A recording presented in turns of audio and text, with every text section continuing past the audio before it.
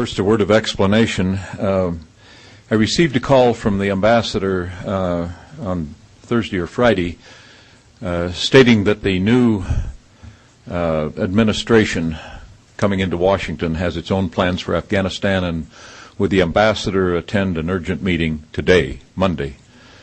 The ambassador was extremely apologetic. He really did want to come here and promised he would come in the spring.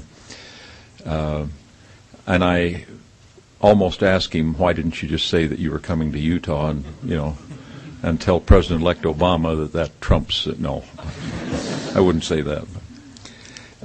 But the ambassador did say one thing you're going to find out about my substitute is that you're getting the better part of the deal.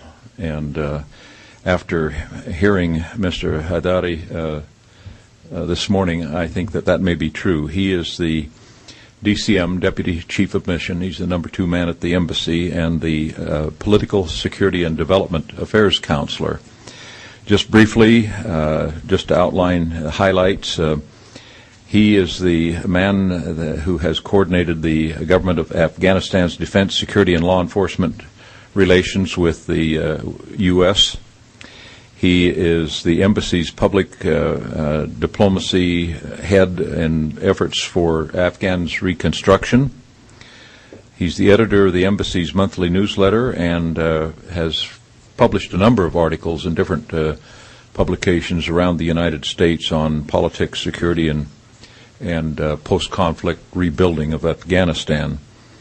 He has worked as Federal Relations Specialist, a research analyst, and Assistant Director of Development at Georgetown University, with the United Nations High Commissioner on Refugees, with the United Nations World Food Program.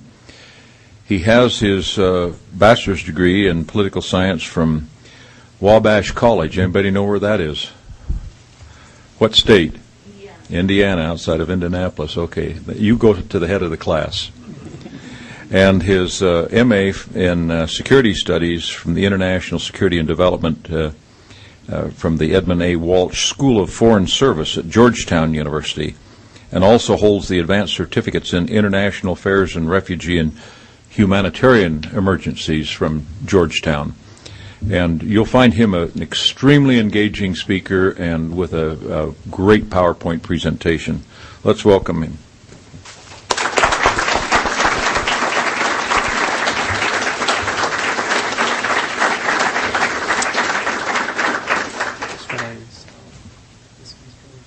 This changes, right?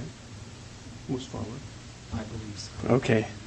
All right. Thank you so much for that kind introduction, Dr. Butler. I'd like to thank your university and as well as Dr. Peterson and your university for hosting today's luncheon. I really enjoyed the discussion on various issues and as well as of course, being here with the students. That's what I enjoyed the most. And that reminds me of my own days at school, going to these lectures, listening and discussing questions.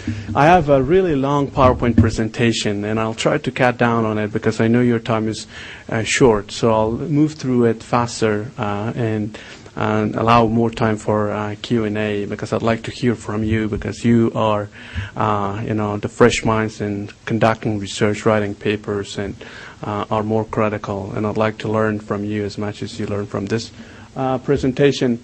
So I'd like to discuss security, reconstruction, in governance in Afghanistan, challenges and opportunities, as well as also achievements.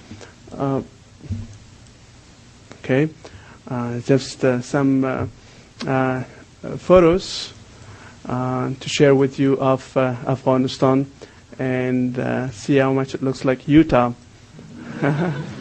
And of course, answering that central question of where we are 7 years on in the state building process in Afghanistan. Here's an overview. We will briefly discuss land and people, achievements in the political, social, economic areas, challenges, all of those, security, narcotics, governance, lack of a strategic coordination of aid implementation in Afghanistan, as well as challenges from the region, in particular from Pakistan.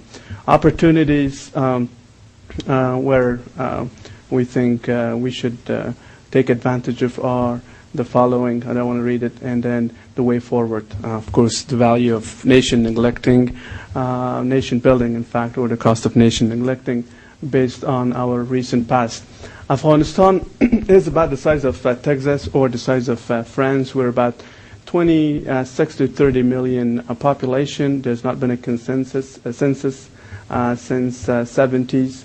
Of course, we have been at the crossroad of rich civilizations, Hinduism, Buddhism, and Islam, and with a long history, some 5,000 years.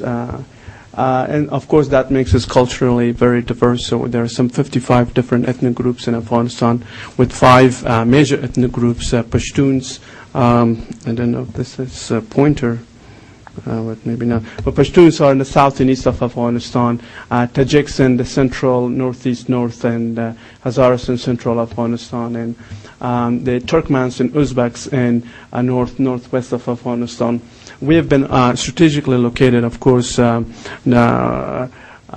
before the Cold War between the British and Russian empires. If we recall, the Great Game, Afghanistan was sandwiched between the two competing empires, and then during the Cold War between the Soviets and the West and the Muslim world. And now, of course, we are the front line in the war against terrorism. Afghanistan, we have been called a poor country, least developed. That's true, but at the same time, we are very resourceful, and we have those different types of natural resources. Copper, we are the second largest reserves in the world. The China just invested $3.4 billion in the copper.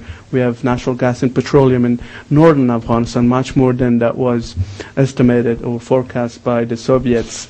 And we have minerals and precious and semi-precious stones.